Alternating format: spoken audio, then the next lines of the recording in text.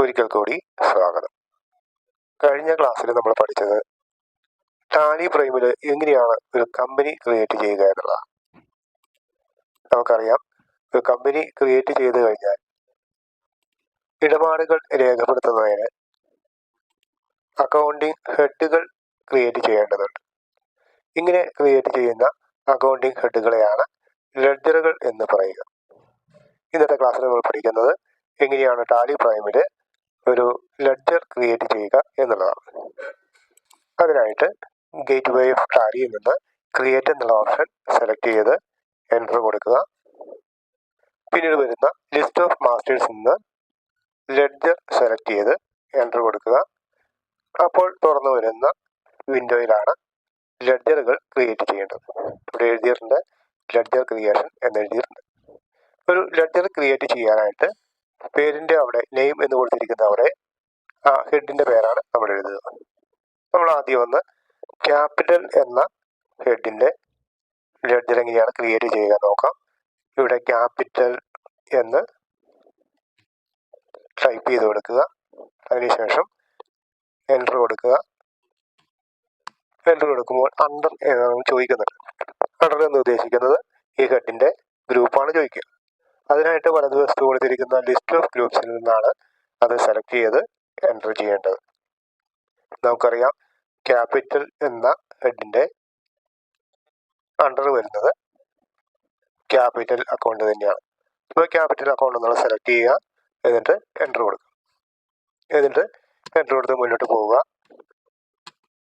ഇവിടെ കൊടുത്തിരിക്കുന്ന opening balance ഒന്നും ഇപ്പോൾ നമ്മൾ എൻ്റർ ചെയ്യുന്നില്ല. എന്തെങ്കിലും ഉള്ളപ്പോൾ അതവിടെ എൻ്റർ ചെയ്ത് കൊടുക്കാവുന്നതാണ്.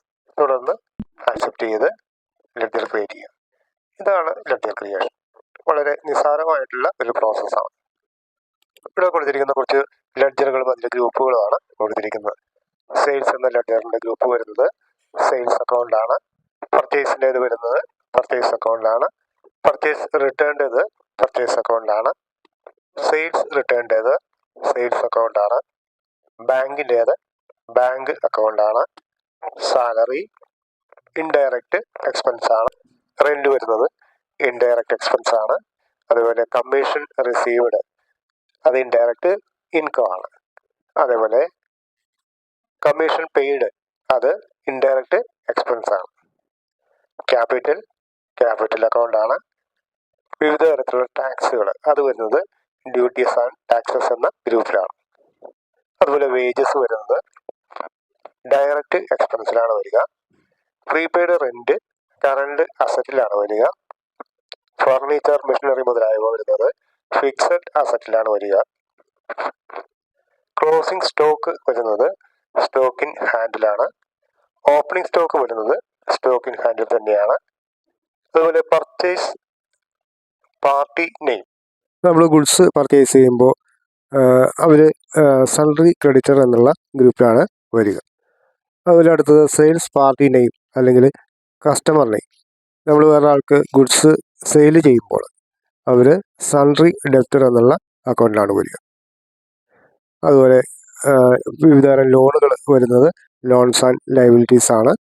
പിന്നെ ഓൾ ഡെപ്പോസിറ്റ്സ് അത് വരുന്നത് ഡെപ്പോസിറ്റ് അക്കൗണ്ടിലാണ് വരിക. അടുത്തായിട്ട് നമുക്ക് സെയിൽസ് എന്ന ഹെഡിൻ്റെ ലെഡ്ജർ ക്രിയേറ്റ് ചെയ്യാം. സെയിൽസ് എന്ന് ടൈപ്പ് ചെയ്ത് കൊടുക്കുക. എന്നിട്ട് എൻ്റർ കൊടുക്കുക.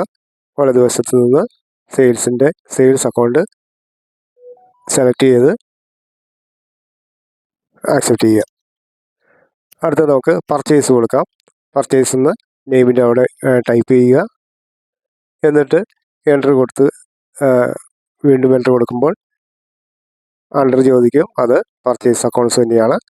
അത് എൻ്റർ ചെയ്ത് ആക്സെപ്റ്റ് ചെയ്ത് സേവ് ചെയ്യുക. വീണ്ടും വരുന്നത് ഒരു ബാങ്കിൻ്റെ ലെഡ്ജർ ക്രിയേറ്റ് ചെയ്യാം. നമുക്ക് SBI എന്ന് കൊടുക്കാം. SBI ബാങ്കിൻ്റെ ഗ്രൂപ്പ് വരുന്നത് ബാങ്ക് അക്കൗണ്ട്സ് ആണ്. ബാങ്ക് അക്കൗണ്ട്സ് സെലക്ട് ചെയ്യുക, എൻ്റർ കൊടുക്കുക. അത് എൻ്റർ കൊടുത്ത് ആക്സെപ്റ്റ് ചെയ്യുക.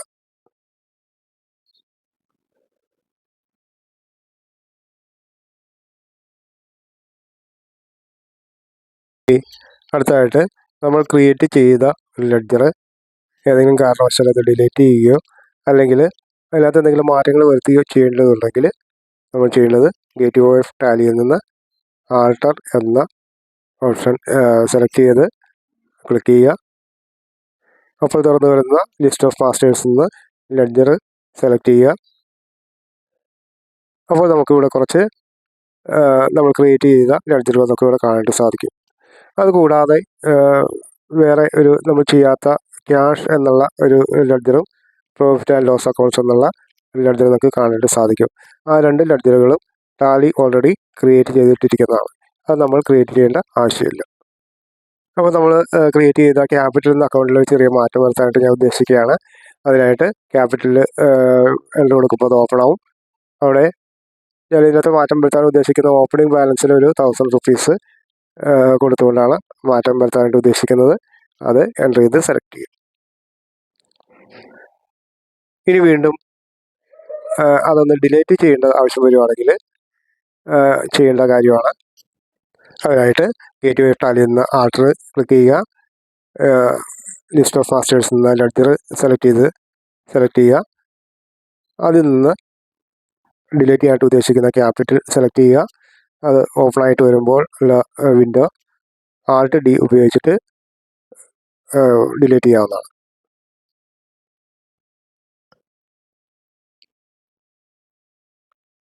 ഇപ്പോൾ നമ്മൾ ഡിലീറ്റ് ചെയ്ത ലെഡ്ജർ ഇവിടെ നിന്ന് പോയിരിക്കുന്നത് നമുക്ക് കാണാം. അപ്പോൾ ഇങ്ങനെയാണ് ഒരു ലെഡ്ജർ ക്രിയേറ്റ് ചെയ്യുന്നതും ക്രിയേറ്റ് ചെയ്ത ലെഡ്ജറിൽ എന്തെങ്കിലും മാറ്റങ്ങൾ വരുത്തുന്നതും അല്ലെങ്കിൽ അത് ഡിലീറ്റ് ചെയ്യുന്നതുമൊക്കെ ഇങ്ങനെയാണ്.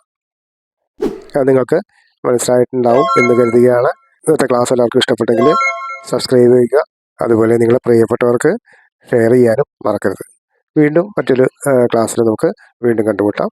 എല്ലാവർക്കും നന്ദി.